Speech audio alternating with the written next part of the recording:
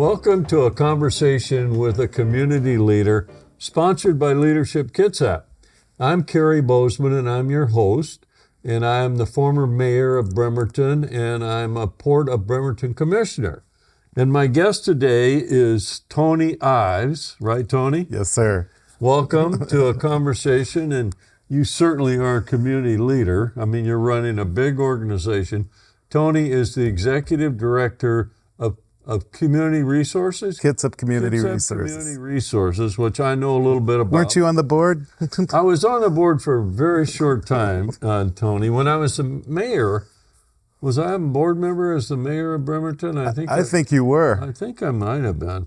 But you're the executive director, and you relatively new, right? Yes. You've only been there a year? A little over a year. And I know when you took the organization over, it had lots of challenges. It still does. Still does. The previous director who had been there for, not the previous, but Larry, who had been there for 30 years, and everybody in town loved Larry, right? Just a great guy, and did a great job. But I think Larry's still living in the area. He's around. Right? Yep.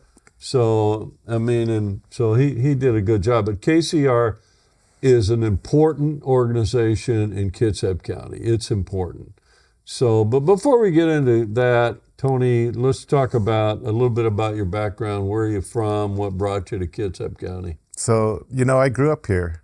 Oh, you grew up in Kitsap County? Yeah, I came to Washington, came to Port Orchard to live with my dad when I was 11. So I went to Marcus Whitman and South, right? You came to Port Orchard. Where'd you come from? I was in Oklahoma. Oh, you were in Oklahoma. Right, with my mom and stepfather. Uh-huh. So, I came here. It was a little bit of a culture shock. Yeah. But it was great. From Oklahoma? From Oklahoma, right, Oklahoma City. But then I went to Western for a couple of years after I graduated and moved down to California where I stayed and going to school at Cal State, Sacramento. Uh-huh. Oh, yeah. Boy, they're getting beat up in the weather these days. Oh, yeah. Sacramento especially is really, really bad. State capital, too. I know. All of the entire area. It's really bad. I talk to my friends there all the time. But I was in Sacramento for about 13 years, working for the pension fund, CalPERS. Oh. I was a portfolio manager there. Big organization. Yeah, it's huge. Me and my partner, we managed probably $50 billion. Then headed down to the Bay Area. And, after 9/11, I quit and joined the Peace Corps. Wow, that's cool. Well, you must have been a little older to be in the Peace Corps. I was 39, turning 40. Wow. I turned 40 3 months after I left the country. That's great. What an experience. Where'd you go? Went to Honduras, the north coast of Honduras, which is La Ceiba. It's Garifuna area. It's close to the islands, to Roatan and Cayos Cochinos. And that's essentially where I worked during my service, all along the coast and in the Cayos. Probably worse places to be. Do you know what? I'm telling you, but the story is I hate being on an island. I'd rather be on land, but I find myself on the island all the time. So it was a marine protected area, and I helped develop tourism projects for sustainable tourism. How long were you there? Well, I was in Honduras for 2 years, 3 months, and I made the decision not to go back to CalPERS, and I went back to Honduras and stayed. So I started a nonprofit, and we did a lot of development work, heading to Honduras Friday night to go look at our coffee project. It's not a project. We do $80 million in revenue. Wow. We sell to Starbucks. I mean, it's organic, sustainable, fair you got trade. all that started when you were in the Peace Corps? There were 3 of us, and one thing led to another. There became 11, and the Japanese government, they're called JICA, it's like USAID, they were interested in fair trade and teaching somebody how to do it. So our director, he went to Japan in 6 months, and our job was to teach people around Central America, and one thing led to another. What's the government in Honduras? Yeah, good question. Should I just put a period behind that? There's a new president, and she is trying to do some very liberal things. Is it a democratic society? Supposedly. Supposedly, yeah. Yeah. Well, everything's supposedly these days. That's right. No matter who you are, right? That's right. But democratic society, elections are held. Yes. Yeah.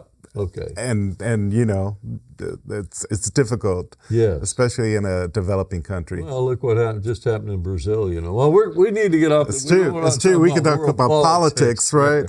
So, well, that's an interesting background, Tony. Very cool. And I'm sure during the rest of your life you'll probably visit Honduras many times. Oh yeah, it's in my life. But I'm really happy to be back here. I have family here, and just being back in Kitsap County, I just run into people and moms of my friends, and it's a lot of fun. Kitsap County, I lived in Bellevue for 30 years, and I grew up in Seattle and went to Seattle High School there, Lincoln, and I love living in Kitsap County. I tell my friends that, I don't tell them to move here, but I tell them how much I appreciate it. But let's get on to KCR, Kitsap Community Resources. It's a large nonprofit. What's the mission of your organization? What are you there for? Boy, really to help families, especially underserved families and people, low income, develop and strive for sustainable livelihoods. And it's part of a larger network of community action agencies, as you know, and there's 30 of us in Washington State. They were created. There are 30 KCRs in Washington State? Kind of, not KCRs, but the community action agencies. So, Well, I know I spent some time after I retired down in Aberdeen, a couple of years helping with Craig. Aberdeen. They've got a very successful organization. Yeah, Craig Dublanco runs that show. He's well thought of. Yeah, he's great. I took my team over there, my housing team, to learn from him, and I learn from him all the time. And the organization is huge. They have windmills that. Oh, they do. Yeah, they sell the solar or wind energy. They sell their energy back. So okay, you're there to deal with helping low income and families that are struggling, and however else you describe it. What are some of the major programs you have that help you with that mission? Well, certainly our Head Start program is... Yeah, Head Start. You've run Head Start in this community for a long time, right? Right. We have basically 9 Head Start programs around. At 9 different schools? 9 different schools, and we also helped Suquamish start theirs back in 2015. So for the audience that might not know what Head Start is, what is it? Boy, I know what it is. Okay, it's early childhood learning, basically, and we try to start ages young, even 3 months old. 3 months old, wow. Up to 5 years, and then go to kindergarten from there, and it really prepares kids for entry. I interviewed years ago the woman who ran that for you. Was it Connie? Connie. Yeah. Did she retire? She did. Just a few months ago. That's too bad, because she was really heart and soul into that program. Yeah, but we still have a strong program, even, Leadership Kitsap. So Jill Brenner is the director, and John Hurley is the deputy, right? So how many 9 schools, they come to school early in the morning? Yeah, some of them are 6-hour classes, some of them are 8, and some are shorter. You probably feed them. Absolutely. They get breakfast? We have a full kitchen downstairs at 8:45, so we have a full kitchen, and it works in conjunction with our Meals on Wheels project. So we take... Do these parents pay anything for Head Start? So it's funded by the federal government, right. So you get a big federal grant to provide Head Start. Yes. Not as much as you need. No, especially with teacher salaries. So that's what we're trying to advocate for in the legislature. This term, both Senator Randall and Representative Simmons are going to be pushing for a fund to help support Head Start teachers. Apparently, state of Washington used to have one, but it went away. Really? Yeah. So the Head Start teachers need to be certified as teachers in the state of Washington? They do. There's training for that. So, but we're still short on teachers because Head Start is one thing, but the salaries are competitive. So a lot of times we train teachers and they go to the county or the city. Right. It's unfortunate, but... To a school district? Yes, sir. Oh, well, It's so important. I worked, you and I talked about this, Tony. I worked for the Boys and Girls Club of America for 30 years. And I'm a Boys and Girls Club product because I'm an orphan kid myself. Mm-hmm. Is that right? Yeah. And came from Texas. And I lived in 14 towns before I was 16. Is that right? Yeah. Okay, I can tell you stories too. But, I remember coming up and hanging out in the afternoon at the Wallingford Boys Club in Seattle, and that was where I hung out. I took showers at night, and sometimes I didn't have a place to stay, and the director always let me sleep at the club, for gosh sake. That's great. So, I know how important. And getting people off to a good start in life is the most important thing we can do. 100%. Reading early and interacting with other kids and just playing even and learning just basic skills and as a preparation to kindergarten. It's so important. Oh man, I just bless you guys and what you do in that Head Start program. So you got this big organization. What's your annual budget, and how do you get your money? Do you know how many people you have working for you? It's a range, 110 to 150. It depends, on the year, and the Head Start teachers come and go because of the summer. But that's generally the range of staff, our teams, and the budget is somewhere around $33 million. For everything you do. For everything. And a lot of that is housing money, because we're still... We'll talk about housing, but you guys are getting into finding affordable housing. Sure. And the Head Start program is a pretty big budget, pretty stable. But basically, we run on grants. It used to be mostly federally or state funded. You weren't out there raising nonprofit money like a lot of nonprofits. I mean, fundraising and all that. You're right. We are, federal, state, and county. Most of our grants we probably have about 70 grants right now that we run at any given time. But lately, with housing, we have other projects. So we'll talk about housing. Great. So you got this big nonprofit, you're providing all these programs, you've got a $30 million budget, which is a big budget, and you have a board. How's that board thing work? It's called who's on the board? How do you recruit boards? So it's called a tripartite board. So a third are elected officials, a third are community organizations, and then a third are at-large community citizens, right? Or low-income citizens. People that are actually in your program are on the board? No. Oh. But some people have come through our program and they're on our board. Like Aaron Fass, for example, he started in Head Start. Frankly. Oh my gosh. And his kids are in Head Start. That's great. Right so now. A third of, what do you have, about 15 board members? It's about 13 right now. 13. Mm-hmm. So a third of them elected officials, and they're always the same elected official, or the positions. You have someone from Bremerton and you have someone from the county. Well, it depends, and that changes. It depends on the board. Like I just mentioned, Senator Randall just left our board to... That's so a lot. She could advocate. She was a big advocate of your organization. And Judge Flood, she just left the board as well. So we had to replace, those were elected officials, so we had to replace them with elected officials. And one of them, Josh Begley, he's the vice chair of the tribal council for the Squamish tribe. And he's coming onto our board. That's great. It is great. I'm telling you. I know how great that is. That tribe's very influential and has a lot of impact in this community. The Noreen called me this morning just to talk about housing and projects. So we'll talk about that again. So you got 15 board members. Just real quickly, over the last year, how's COVID impacted all of your organization? Man, the last 3 years has been brutal.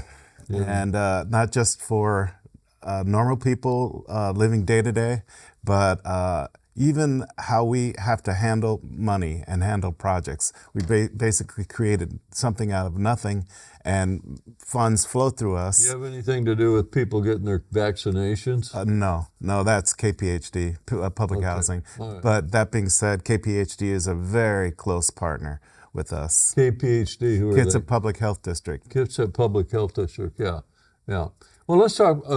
we're going to run out of time. You and I got so much to talk to here. But let's talk about housing, which is a huge problem in our society right now. I remember in Bremerton 4 or 5 years ago, you could rent an apartment for $900. That same apartment today is $1,800. I know. Right? One bedroom, little apartment. And then, we got homelessness. I know. Also. So you guys are helping in what way? Helping with housing. So what do you do? On two fronts, through the county and through the state, we provide housing assistance, rental assistance, eviction. Is that Section 8? No, not necessarily. Okay. It's people that even just have trouble paying their bills. The vouchers essentially come from Bremerton Housing Authority, which is HUD, and we assist with that, and they help us as well. So you give people checks every month to help pay their rent? Don't say it like that. Okay. Okay. It's you have to qualify. There are certain requirements. That's what I mean. Yeah, but it's a very good program, and it helps people that are in need right now. Right. So we try to keep people in their homes before they become homeless. Cary, it's tough right now, and there are people that are just right on the edge, living right on the edge. No, I know. My daughter works in affordable housing in the Seattle, King County area, and she said, Dad, when we have an opening, we have 10 people waiting in line. Where does she work? She works actually in Bellevue. There's a low-income project there in Bellevue. She works, owned by the county. All right. Yeah. So she said, we got an opening. There's 10 people waiting at the door. Okay. Interesting. So I'm aware of that. And homelessness is just, I worked in downtown Seattle in 84 to 95, and you could see the homeless problem starting to be pretty significant. But no one was doing anything about it. Yeah. And then it got to be a crisis and almost out of control. Now, they're having a hard time figuring out how to solve it. So unfortunately, Kitsap County isn't unique in that regard, right? King County, of course, is pretty bad, and you go down to LA or San Francisco, and it's not great. But we're in the middle of it, Cary. I mean, we are in the middle of the fight. Didn't you just build, or somebody build, a new facility to move homeless people into? That wasn't us. Who that was? There is a shelter that is not quite occupied yet, and it's on Mile Hill, up in Port Orchard. Mm-hmm. So it used to be an old gym, physical center, and they've remodeled it, put beds in. I was in there recently with Commissioner Garrido and checking it out, and it's imminent, the opening. So, what's your role, KCR's role in homeless population? Well, what I mentioned before, on one hand,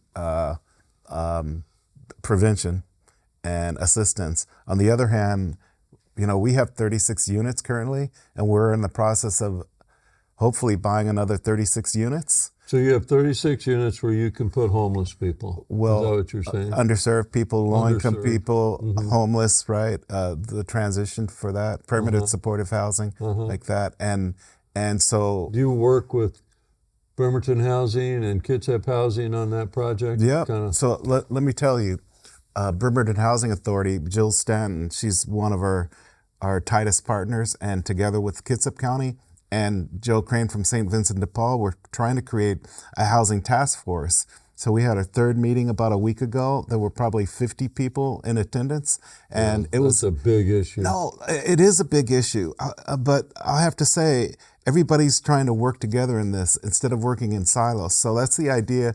If we could have pipelines of projects. Okay, you're building this, or you're going to purchase this over the next 3 to 5 years. So we don't. Do you have any developers in this group? It's a good question. There are a couple, and after that last meeting, there are more people that were interested. Yes, sir. They need to be a player. There are developers. In fact, I met a couple of them that I know where they're building. Like there's apartments right across the street on 8th and Warren, basically. And he was there, and it was interesting. We were talking about it. I can see that. Let me know the next time you're going to have a meeting. I will. I'll show up. No, I will. I'm really interested in this issue. And, I'm a Port of Bremerton commissioner now. And I'm really interested in finding solutions for affordable housing for people. Yeah, we were meeting over at Rice Fergus Miller. I'll tell you, it's been, now people know what we're trying to do. Representative Kilmer's office called yesterday, and they want to be a part of this. So, okay, let's go. Yeah, count me in. Okay, yes, sir. Let's see. How do people? Do you use lots of volunteers, right? Yes, we do. Okay, how do you recruit volunteers? Especially in our Head Start program. In your Head Start program. Right. So if someone wants to volunteer in Head Start, they just call the office? Yeah, and parents generally. And like the Head Start Policy Council, that's all volunteer as well. Mm-hmm. And there's a process, of course, but call the office and then fill out the application. You have to go through a background check, of course, because you're working with kids. Right. And then you're welcome. I mean, we look for volunteers. No, I'm sure you do. What are the biggest challenges? This is an old question, but what are your biggest challenges, Tony? That you go to work every day and you think you got to solve this or that. Is it money? I have a list. Well, give me some priorities on your list. Staff. Recruiting staff, training staff? That's part of it, but even managing. Managing, yeah. If you know what I mean. I do. Okay, it's not easy, especially when you have, 7 or 8 different programs that are spread out around the county, and you have such dedicated people that work there, and that don't get frankly paid enough. That's right. You know what I mean? Oh, no, exactly. So, but they're resolved and committed to solve problems. That's the biggest problem we have in nonprofit work is dedicated people are just so underpaid. Yeah. I mean, they're like school teachers. Exactly. I mean, who's more underpaid than a school teacher? And that is ridiculous. It's ridiculous. So, but nonprofits or even school teachers at least have a pension plan and a good health plan and all those kind of things. Fortunately, we do too. And you do too. Right. I know you do. Mm-hmm. But a lot of nonprofits just can't even afford that. Shoestring budgets. So that's staff and staffing. That's one challenge. Always revenue, financing. I have a good friend who's got a very disabled child. I mean, this child's been physically, just doesn't even speak. And they've, in his whole life, he's 41 years old. And we have many conversations like you and I are having about when they pass and they're in their 70s, who's going to take care of this child, right? Right. And, the state doesn't seem to have enough resources and there's a lot of these disabled adults that are living with their parents. Right. And, who's going to watch out them? Where are they going to get housed? All that kind of thing. Because right now they're being housed at home. Right. And so I talk once every couple of weeks with this family that has a 40-year-old disabled, has never spoke a word in his life, very disabled, and they love him to death, obviously, but they're worried about when they pass, I understand. I get it. So we only got a couple minutes. Is there anything I haven't asked you? Really, this was quick. It is quick. Well, it's because you're doing too many things. Is there anything I haven't asked you that you want to share with the audience? Well, we just finished the community needs assessment. It was one of the biggest surveys that ever happened in Kitsap County. 4,500 people responded, all around the county, all around demographics and zip codes. And then in coordination with that, we did 10 focus groups. One of them with unhoused folks. There were 35 people there. It was great.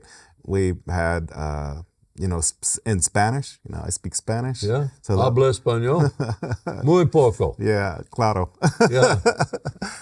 And then the community at large, and a lot of partners were involved in that, including the library and United Way and the Immigration Center, Kayak. So it was very well received. Now we're putting the data together, doing the analysis, and hopefully by the end of the month or February, it will live on our website as a dashboard. And so you'll be able to click through a zip code, for example, and a demographic and an age, and the data will present itself. It's really cool. Oh, that's great. Nothing better than information. Did you get a grant to do this project? No, communities basically came together and supported us, like that's the great. Kitsap Community Foundation, Bainbridge Island Foundation, Kitsap Strong. Kitsap Strong. Yep, they gave us some money. United Way did it as well. I got another final question Okay. for you. You run a large organization. How would you describe your leadership style? Boy, did you see that pause? I did. I am a empathetic by nature. Really, I try to be a really nice guy and treat people fairly. On the other hand, I like to just take care of things, and sometimes that isn't the way to do it. But I like to solve problems and take care of it and move on instead of talking about it. And that's probably my Wall Street background. Get the trade done and move on to the next one. So. And in my job, you can't quite do that all the time. Do you see yourself as a leader? Yes. Yes, I do. Because you are. Yeah, I've always been in that role. And leaders, this is my own philosophy, leaders create change. And change is always difficult. There's usually people on both sides of that change, right? Yes. Especially with social media today. Yes. And I just get on there and, did you see what Tony's trying to do? Or, did you see what Cary's trying to do? It's difficult for people to take courageous stands and create change. It's really difficult, but there's no one I admire more than people in our community, and you're one of them, that provides the kind of leadership that creates positive change in our community. Cary, sometimes I don't do it well all the time. It's an imperfect science, my friend. Yes, sir. And you go home at night and you say, why did I do it this way? And I've said that to myself many times. That was last night I said that. But as long as you have a passion for what you're doing, you want to help people in their lives, Do you know what? Right now, there's an opportunity, and I believe it, I feel it. We have an opportunity to not reshape Kitsap County, but really put a dent in some of our issues. And if we come together and do it, I'm confident in the next 3 to 5 years, there's going to be a change. There you go. There you go. I'm not running for office. Say, Tony, you're running for office or something. Anyway, this has been a great conversation with Tony Ives, who is the executive director of KCR. Thank you, Cary. We've enjoyed your conversation. I appreciate Tony. it. And we'll see you next time on another conversation with a community leader.